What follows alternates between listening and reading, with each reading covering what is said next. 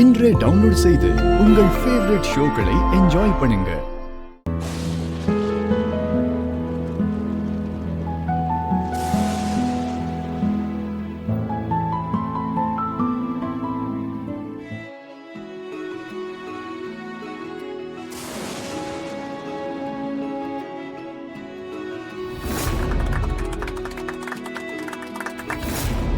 Sorry Siva, என்னதான் நீங்க என்கிட்ட நார்மலா பேசினாலும் உங்க மனசுக்குள்ள எவ்வளவு கஷ்டப்பட்டிருப்பீங்கன்னு எனக்கு தெரியும்.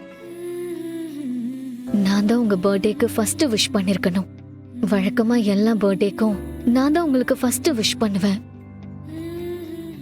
அப்படிதானே நான் இந்த வருஷமும் உங்களுக்கு விஷ் பண்ணுவேன் நீங்க எதிர்பார்த்திருப்பீங்க. உங்களை நான் ஏமாத்திட்டேனே சிவா. நான் என்ன பண்ணுவேன்? நமக்கு என்னெல்லாம் பிரச்சனை போயிட்டு இருக்குன்னு உங்களுக்கே தெரியும்.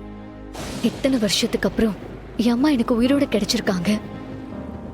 இப்ப என்னோட கவனம் முழுக்க அவங்க குணமாகறதுலயும் அவங்க மேல இருக்கிற பழியெல்லாம் தொடச்சு இந்த ஊர் முன்னாடி அர்ச்சனா தப்பான போலீஸ் இல்லைன்னு நிரூபிக்கிறதுலதான் இருக்கு.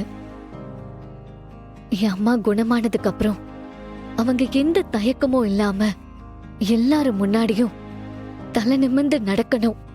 என் அம்மாவை தப்பா பேசின எல்லாரும் அவங்கள நினைச்சு பெருமைப்படணும்.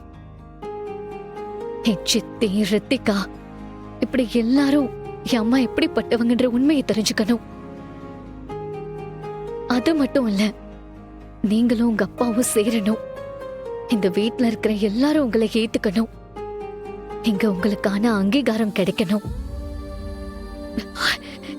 இதெல்லாம் நல்லபடியா நடக்கிற வரைக்கும் என் கவனம் வேற எது மேலேயும் இருக்காது சிவா.